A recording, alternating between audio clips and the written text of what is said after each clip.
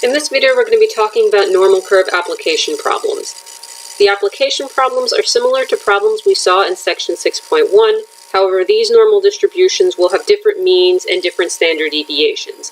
In the standard normal distribution, the mean and standard deviation are always 0 and 1. Here they're going to be different things. And these new means and standard deviations will always be given to you in the problem. In order to use the tables to solve these problems, it's necessary to convert the values given in the problem to z-scores. Once you have z-scores, you can use the tables. If you're using the calculator, you just need to be careful about what numbers you're plugging into the calculator, but you don't need to convert to z-scores. So how to solve normal curve applications. First, identify the mean and standard deviation. These are always given to you in the problem. Second step, convert any necessary values to z-scores if you're using the tables.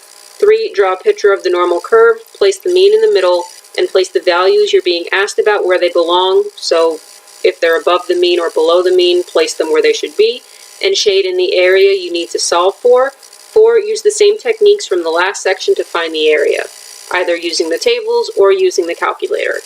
Let's look at this example. Scores on an exam have an approximately normal distribution with a mean of 67.5 and a standard deviation of 4.5. So our mean is 67.5, we're going to need this, and standard deviation is 4.5, we also need this. Part A, find the percent of scores above 67.5. So the first thing that we'll do here is draw a picture of our normal curve. We're going to place the mean in the middle. So our mean here is 67.5. That goes right there, directly in the center. Now we're told we want to find the percent of scores above 67.5. This is the same thing as saying to the right of, so we'll shade in the area above 67.5 or everything to the right of 67.5. So now if we remember our fact about the normal distribution, that you have 50% of the data above the mean and 50% of the data below the mean, we can determine the answers to this problem right now is going to be 50%. If we were using the tables, we wouldn't be able to look this up because our upper limit here is going to be some sort of positive infinity. It's everything above this. This type of problem, if you were asked to solve this and you were using the tables, you would be expected to remember that fact that each half of the normal curve, no matter what the mean is, no matter what the standard deviation is, you have 50% above the mean and 50% below the mean. So our answer here is 50%. If you're using a calculator, what you would need to plug into the calculator is normal CDF. Now your lower value is going to be 67.5. Your upper value is positive infinity, so we estimate that with a bunch of 9s. Then our mean is 67.5, so that goes here, and our standard deviation is 4.5. And when you put this in the calculator, the answer it gives you is 0.4999999 going on forever, which rounds up to 50%. For part B, we wanted to find the percent of values below 72. So we start out by drawing our normal curve. We place our mean in the center, that's 67.5, and we wanted to find the percent of scores below 72. So 72 falls above 67.5. And we want to find the stuff below that, so we shade everything beneath it or everything to the left. If we're using the calculators, we have everything we need right now. So here our lower limit is going to be negative infinity. We estimate that with a bunch of negative 9s. Our upper value is 72. Our mean is 67.5, and our standard deviation is 4.5. And the calculator gives us 0.8413 for this, or 84.13%. Now, if we're using the tables to solve this problem, we have a little bit of extra work to do. We know that this half of the curve over here is 50% of the data. To figure out what the whole amount of data is, we would need to figure out what this piece is. Now, this piece we can look up on the table, but we can't look up the number 72 on the table.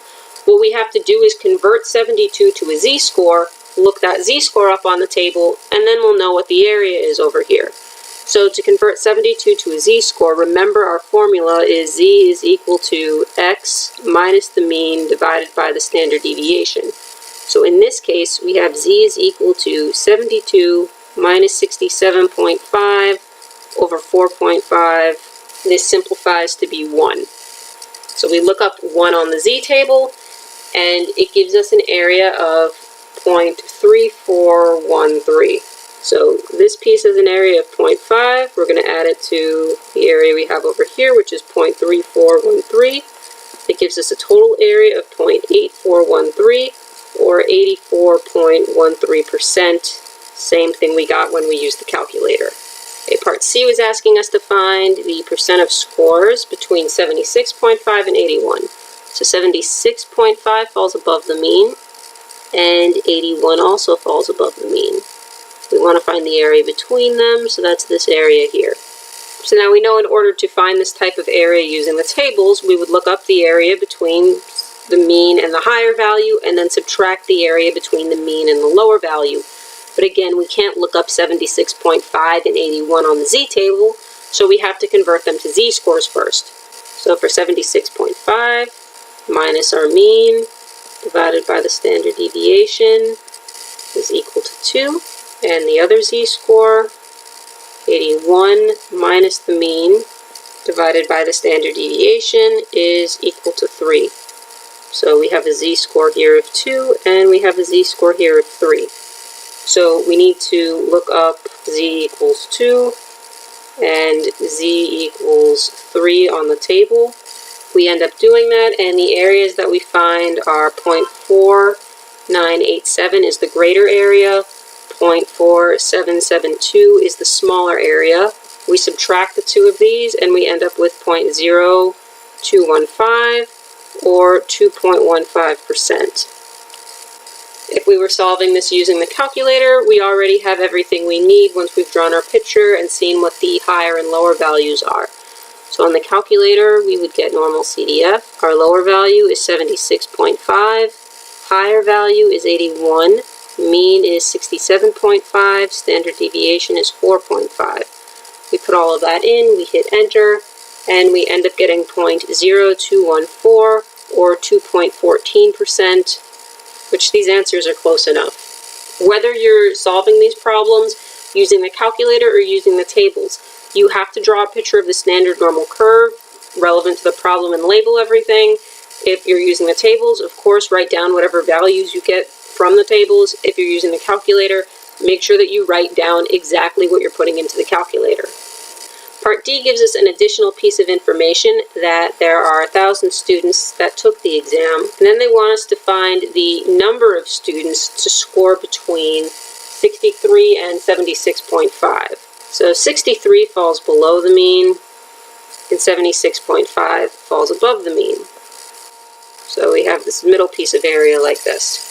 So if we were doing this using the calculator, we can figure out what this percentage of area is. Once we figure out what this percentage of area is, we can figure out how many students scored within this range. So this is what we would put in the calculator. Lower value 63, higher value 76.5, mean is 67.5, standard deviation is 4.5. We end up getting 0.81859. So then we would take 1,000 students and multiply it by this amount, and we end up getting 818.59 students. Now, we cannot have 0.59 of a student in real life. You either have 818 students or 819 students. You can't have like 0.59 of a student. That doesn't make sense. So you would need to choose either to get rid of the 0.59, which you could do, or you could round it up to 819 students. As long as the number of objects you're giving for these types of problems are whole numbers. If it's not something you can break up in real life, normally it's not something you can give a decimal part of an answer for in this type of problem. Now we'll take a look at how to solve this problem using the tables. So the first thing we would need to do to solve this using the tables is convert 63 and convert 76.5 to z-scores. We end up getting -1 for 63,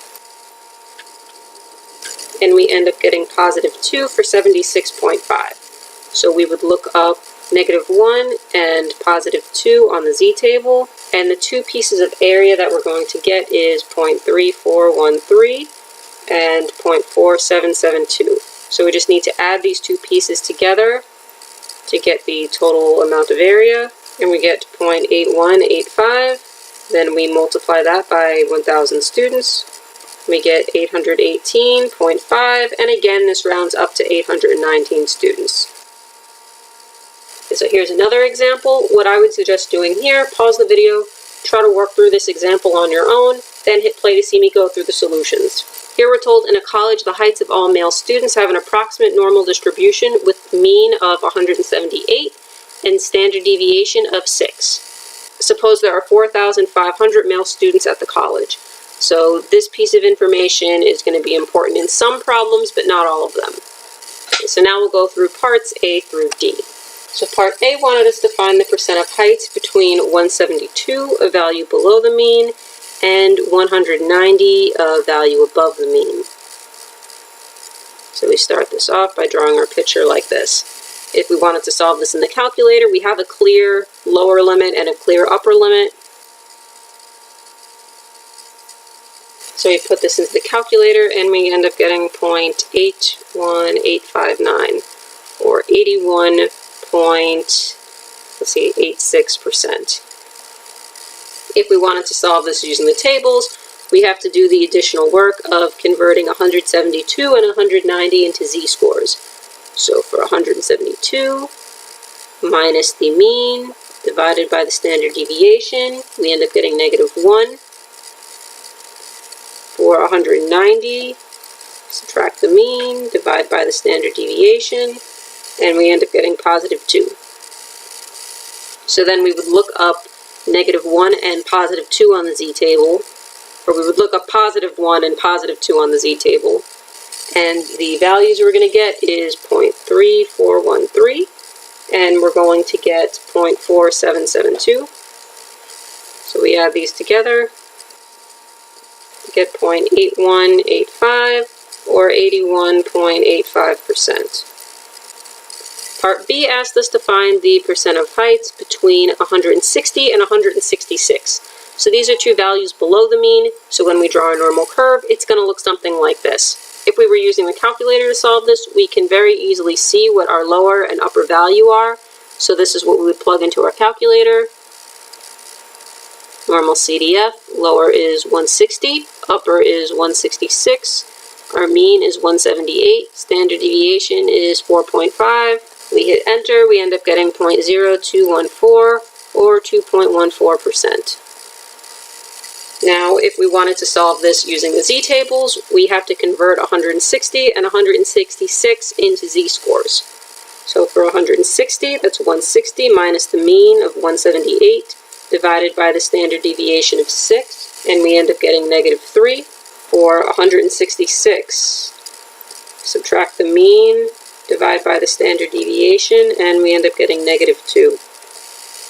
Now what we would do is look up 2 and 3 on the z-table. Two values we get, 0.4987 is the larger value, and 0.4772 is the smaller value.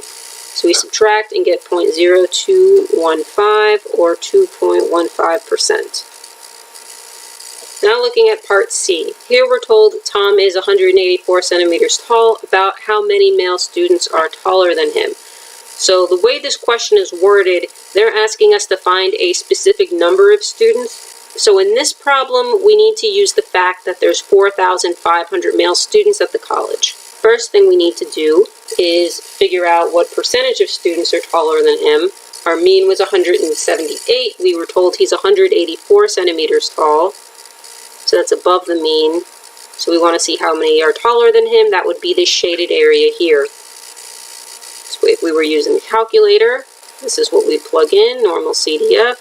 Our lower value is 184. Our upper value is positive infinity. So we'll estimate that with a bunch of positive 9s. Our mean is 178. Standard deviation is 6. We enter this and we get 0.1586. Now if we multiply that by 4,500 students, we end up getting 713.9, or about 714. Now let's say we wanted to solve this using the tables. First thing we would need to do using the tables is convert 184 to a z-score. So it would be 184 minus the mean divided by the standard deviation, and we end up seeing our z-score here is equal to 1. Next, what we would do is look up 1 on the z-table. That'll tell us the value between the mean 0 and the z-score of 1. So we end up getting 0.3413 for this piece. Now to find the shaded area over here, we have to subtract this amount from 0.5.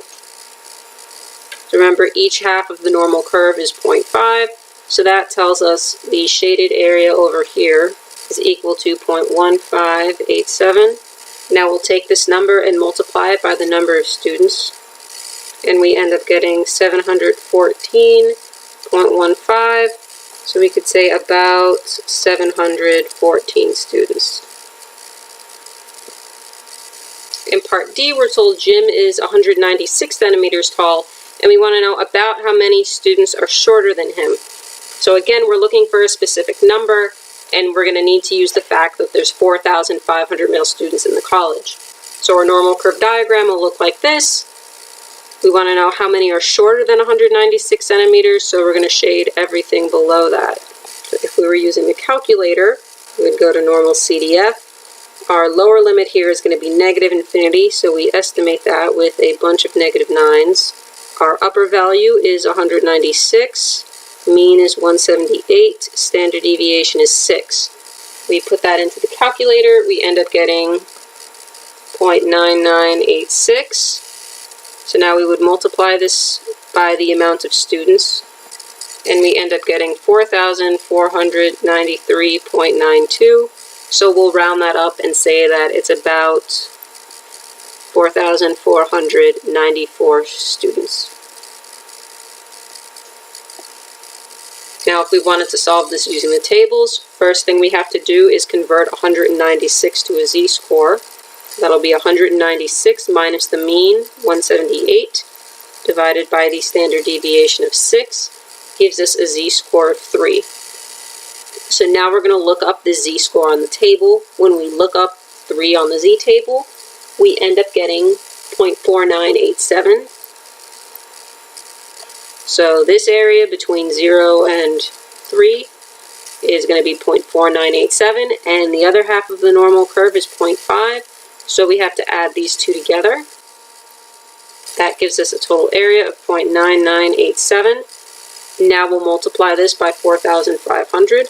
And we get 4,494.15, so we would say about 4,494 students.